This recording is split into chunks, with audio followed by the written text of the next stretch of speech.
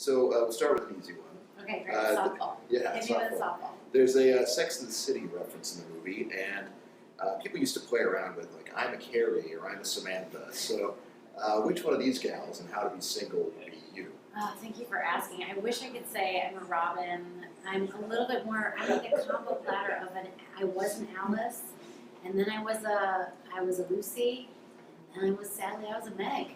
I was all those people, because I like to put a lot of myself into anything I work on, because I find that when you're writing from a place that's really true and honest, and like this stuff has actually happened to me, you can be funnier and the audience can sense that it's real, because it's real. Right. So a lot of that stuff came from like weird real life things. I guess, can you talk a little bit about which aspects of those characters most say you? I heard that Lucy is kind of a little bit you because of your penchant for statistics. My type-A super nerd self. Yeah, I mean, the Lucy character comes a lot from the fact that I felt like at a certain point in time I wanted to like research things about love. I had just been recently broken up with, and somebody kind of like trampled on my heart, and I really fell apart, and I sort of couldn't believe how badly I fell apart. So I started doing a lot of research into like the science of love and sex. And in my travels, one of the things I stumbled on was This American Life episode where this Harvard professor, she was talking about being single and saying that, she one day in class started to try to actually figure out the math of what it would be like to try to find somebody who actually satisfied all the requirements that she had. So she was like, well, I want someone who's taller than me. And of course it's like, oh, but you're 6 foot. That's really tall. And oh yeah, but I mean, I'm teaching at Harvard, so like I gotta have somebody who like went to college and preferably grad school. And then by the time she had done all of her sort of requirements, like gotta want kids, like gotta be a little bit Jewish. All of a sudden they realized there was like one person on the planet Earth that could possibly date this woman if like she got all of her qualities satisfied. So that was the jumping off point for the Lucy character. And then in terms of how it relates to myself, I think like, I had a sort of list of all the things I thought were important to find in a guy, and in my head, because I'm such a nerd, I was like, I'll make a to-do list and find love that way. And so I sort of made my to-do list of all the different things I wanted with a guy, no pun intended. I met my husband, and he just like didn't check off a single box on my list, and it just sort of didn't compute. I was like this like podcast nerd who like couldn't wait to listen to more NPR, and he's like, let's do sports and exercise, and I'm like, what is exercise? What does that mean? And so we just like sort of had nothing in common, and but he just loved me, and I loved him, and that's kind of where the Meg character, the Leslie Mann character, comes in with me. Is that I was 32 and he was 25 years old when I met him, and I was like, oh man, you're like an infant. I called him the embryo because he was so young. It was so crazy. I was like, your cells, they're like starting to divide, but they haven't divided all the way. And so he was like 25 years old, and he was like, let's get married and have a bunch of babies. And I was like, I don't believe you. No 25-year-old guy, he was at the time living in New York City. I'm like, no 25-year-old guy living in New York City wants to like get married and have babies. Like, that's crazy.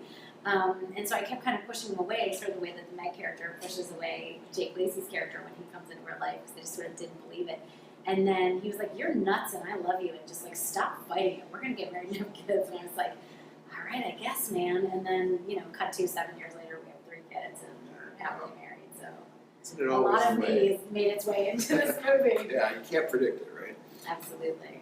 So there's a couple other writers credited on this. You're amazing, yeah. Who I assume did the first pass, probably. They did. They had an amazing script already sort of in place. Abby and Mark are great writers.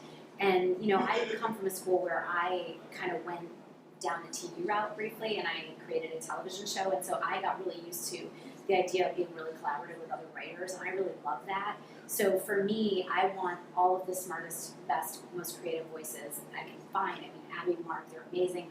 A friend of mine, Katie Silberman, is a really talented writer, and she's a producer on this movie and was there on set every day, and she was throwing out jokes left, right, and center. She's a badass. She's amazing. Her voice is like very much in this movie. So I sort of saw myself as like the keeper of the voice and the person who kind of had to like make the whole thing feel really real and really compelling. And then I would take a good idea from literally anyone. Like if there was like a janitor walking by and they had a good idea, I'd be like, this guy's awesome, like put him in the movie. So there was a lot of talent that kind of went behind this movie for sure. That brings me to my next question, which is, I assume Rebel Wilson was queen of the alts. Oh my God, she's amazing. She's like she's like an alt monster. She's so awesome. She's so professional. She shows up to work every day, has the script memorized, and then says, I wrote these 15 jokes, like, what do you like, what do you think? And then you'd go over the jokes with her, and you'd say, I love that one, okay, try this, maybe that. And on the day, in the moment, she would be incredible at just kind of coming out. So Leslie Mann is the same way, Dakota Johnson's incredible at improvisation. You know, even down to our smallest people in the movie, like we would try to hire people for that skill because that's the kind of movie we wanted to make. So even the smallest parts, Jason Mantzoukas plays the guy that, you know, Alison Brie ends up with at the end of the movie. And Alison Brie is such a badass, we were like, okay, we gotta have someone who can really hold their own against her. And, you know, Jason Mantzoukas can just like crush on improv. There's nobody like him. So even for the smaller parts, we got people who were just awesome and just brought it on the day. So this movie looks at different facets of being single, looking for Mr. Right, looking for Mr. Right now, drinking oneself into oblivion, single parenthood, licking the wounds from past relationships. You're married now, as you mentioned, what most resonates with you from your own single days, and what moral of the story stamps did you want to add to the source material that was to chose?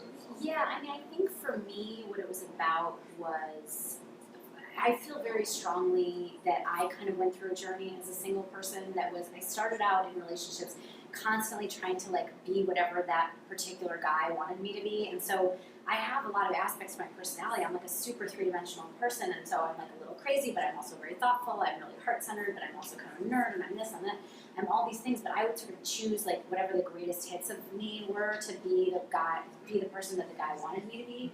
And I kept finding myself in relationships that didn't work because I couldn't sustain it because it wasn't really fully me.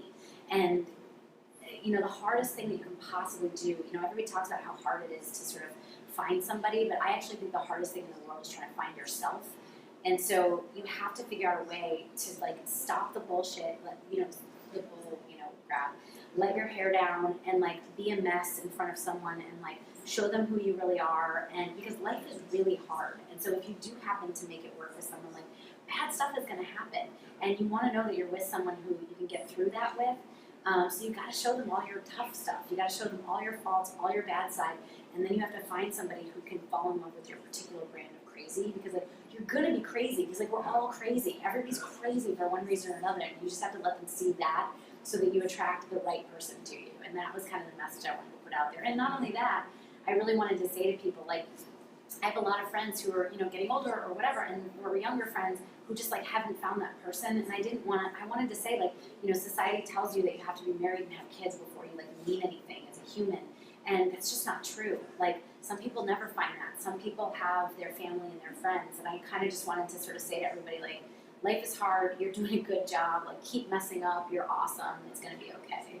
And this movie will be there for you whenever you need it. You can just watch it over and over and over again. Well, that's the other thing I kind of love about the movie is, like, there's something sort of for everyone in the movie, and I find that, you know, the more we show it to people, the more people are relating to whatever in their specific life journey they're going through at that moment. They're like, oh my God, that was me right there. And then, you know, people with kids will look at it and go like, oh my God, it touched me so much about having kids. Or people who are married are really touched by it. People who are single are really touched by it. So it's been really gratifying to see how much people seem to feel good about that. So you came of age in upstate New York. Oh yeah, I did. Did you have any single girl adventures in the Big Apple before you moved out here? Oh my God, I wish. That sort of was always a fantasy of mine, honestly, because I, like everybody else, kind of grew up with that sort of like fantasy of being like a girl in the city, and I never quite got that with New York, but being from Rochester, which is basically like Canada, it's like poor man's Toronto. I love it to death. God bless you, Rochester. But you know, to me, New York City was like Europe. Like, I couldn't believe how amazing it was. And I never really got to have that sort of single girl in the city experience there.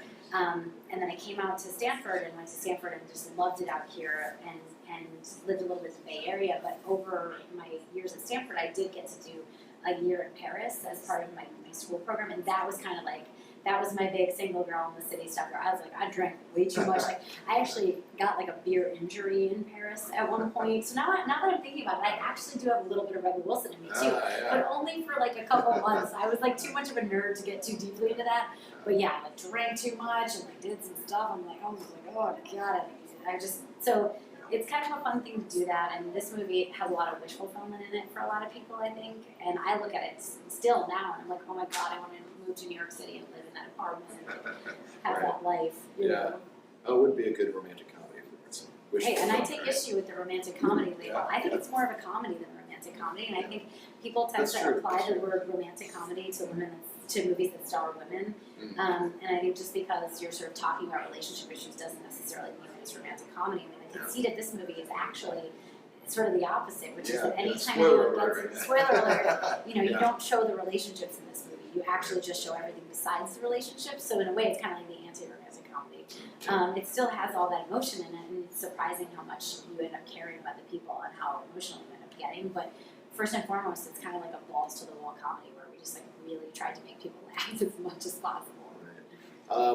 So let's get real for a second about the Hollywood screenwriting process. Yes. This is a Warner Brothers comedy.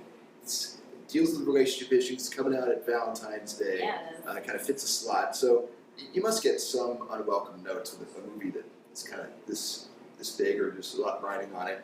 Like couldn't characters all hang on a Quiznos or something like that? Did you have to fend off any of that kind of?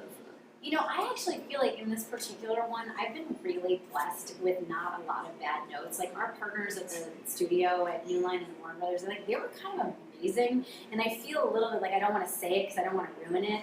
Because usually it is exactly what you're talking about. You get a lot of really bad notes. But the guys that we worked with on this one, mostly it was dudes.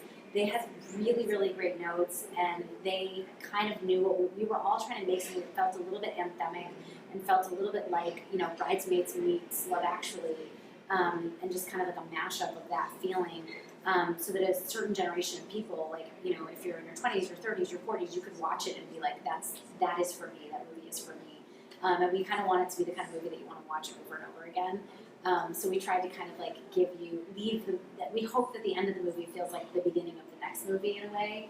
And I would say, will there be a How to Be Single 2?